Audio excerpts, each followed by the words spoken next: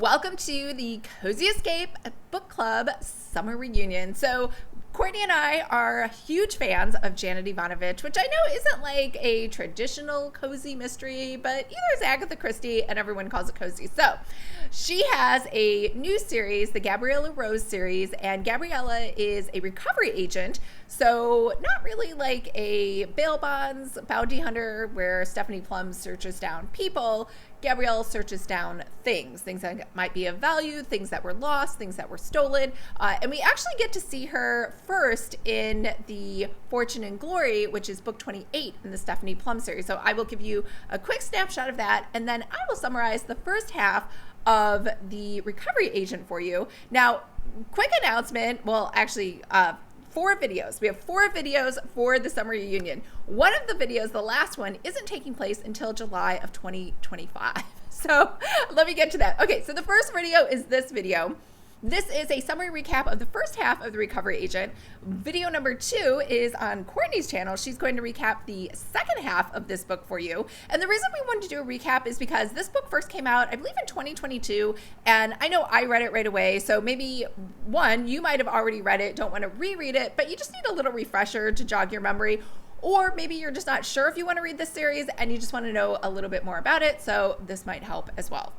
So all of those are the reasons that we want to put a recap of the entire book with spoilers for you before we have book club, which is video number 3. And that will be a live stream on Courtney's channel in June at noon Central Standard Time. And yes, that is during the day. So she has little ones and they are going to be off at little one daycare or wherever they go during the day. And so we thought that would be a nice time for us to do a book club because it'll be nice and quiet on her end over there because she has summer school, or not summer school, she has summer, so there's no school in session. So anyways, that was a long way for me to say book club is going to be during the day at noon Central Standard Time, which I know is different because it's usually at night.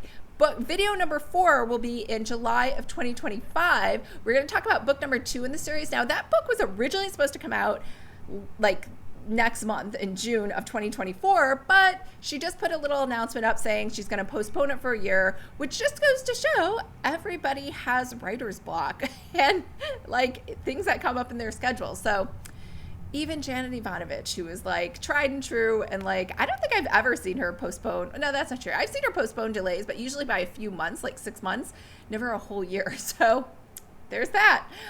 Anyways, so let's get back to this recap, which is why you're here. So Gabriella Rose is first introduced, like I said, in the Stephanie Plum book. Now, in Fortune and Glory, the whole point of the book is that she is searching for a treasure. Stephanie Plum is, but so is Gabriella. So she's been hired by a client who thinks that inside this treasure is a bunch of priceless diamonds.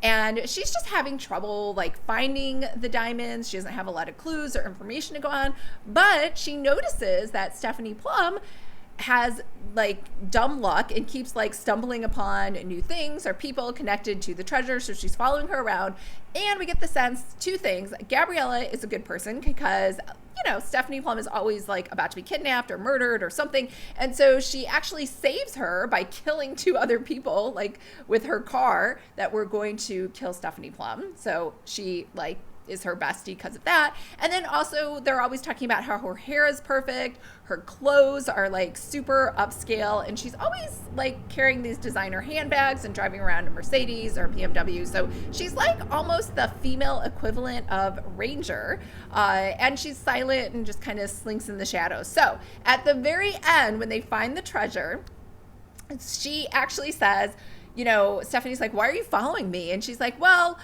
I just didn't have a lot of clues, but I noticed that she's like, I have a lot of skills. You have 0 skills, but you just seem to have better luck at like stumbling upon things that you're not supposed to that are related. So that's why I have been following you. So fast forward to Gabrielle getting her own book in her own series, and we start out in the jungle. And she has been hired by a client to retrieve something, but she needs this hand. Well, she needs someone's handprint. The guy's dead, so they cut off his hand, and she's going through the jungle, and they run into a panther, and no one wants to kill the panther because panthers are pretty. And so the panther ends up taking the hand and running off with it. So she's like, oh, I'm calling it a day. And she ends up just flying herself from the jungle back to her condo in New York. Now, this is where I thought it was kind of weird, because even though she's in a condo in New York, and I would imagine because of the setup from Fortune and Glory that she has a lot of money and she has a lot of space and stuff. Anyways, she has a 1,200 square foot apartment, 1 bedroom, which is very large. However, she acts like she's still in the burg. She cooks all of her meals at home. She has her coffee at home. She never really goes out. She doesn't go to Central Park. She doesn't do any, it's like she's there, I think, just for a description, but they don't actually use the city at all. And maybe it's only because I lived in New York for a decade and I desperately miss it. And so anytime I see a book about New York, I'm very excited to read about, walking through my favorite parks and the High Line and I don't know, all the things, and none of the things were in here. In fact, there's one night Rafe, her ex-husband, comes over with a pizza, which feels just like when Morelli comes over to Stephanie Plum's house with a box of pizza. You just don't do that in New York, ever. You go out. Anyways, back to the book. So she's back in New York, and she is descended supposedly from Blackbeard, who is a pirate and hid a bunch of treasure. And there is a clue that is given to her from her family that there is a treasure chest hidden in the floorboards at her, I think it's her aunt's house. But in the divorce from her husband, she actually left him the whole house. So she has to fly out to his place to go underneath his floorboards and try to find the treasure. And it actually happens that he catches her. She breaks in and he says, well, we found it together, so I'm going with you on your trip because I want some of this money too, because I need cash. Now, the love interest, you might be wondering, it's very much like Stephanie Plum. It's a ex-husband still in her life. It isn't like her ex-husband where he's a total slime and we don't really see him again. This ex-husband, though, is just like Morelli. She met him when she was in kindergarten and they went to school together. Apparently, that's the only person that is a love interest in these books, is people you met in kindergarten. But it's interesting because she has Gabriella go off to college. So supposedly they go to college. They end up getting married during college, which is weird. Nobody gets married during college. Anyways, and then a year later, they get divorced. I don't know if that's during college or after college. It's really not very specific. And then fast forward 5 years, because she gave him the house, which really doesn't make any sense either. She happens to be a recovery agent, and he is a surfboard instructor or has a surfing school or something like that. So he is able to drop everything and just take off with her to the jungle. They go to Peru, which is where the clues in the treasure hunt lead them to. There are 2 guys. They're kind of funny. They're their guides that go with them, and they run into El Dragon, who is a drug dealer, I believe, in the area. He is also looking for the treasure. They find the treasure, and there's actually a ring in there. So she climbs out of the hole that they make her go into with the ring. She tells this funny story oh, I have the power of the ring, and kicks them, and then they all run away together. And her and Rafe end up back in New York. Now, back in New York, she takes the ring, she takes it to someone to get it appraised, and he tells her that it's actually a fake.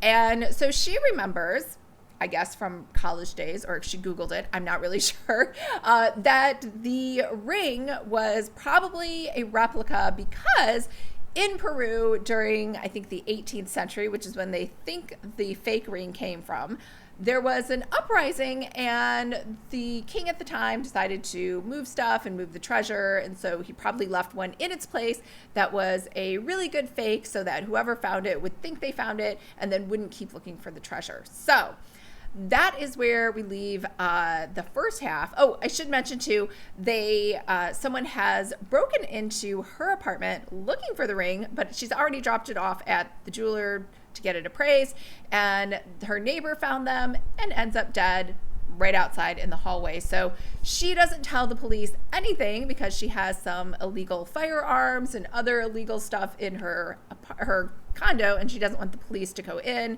and look around. And so she does not help that murder investigation at all. But that is our first dead body. And Rafe, it looks like she put him up in a place down the street, but he is worried about her because someone was murdered. And so he ends up spending the night at her place.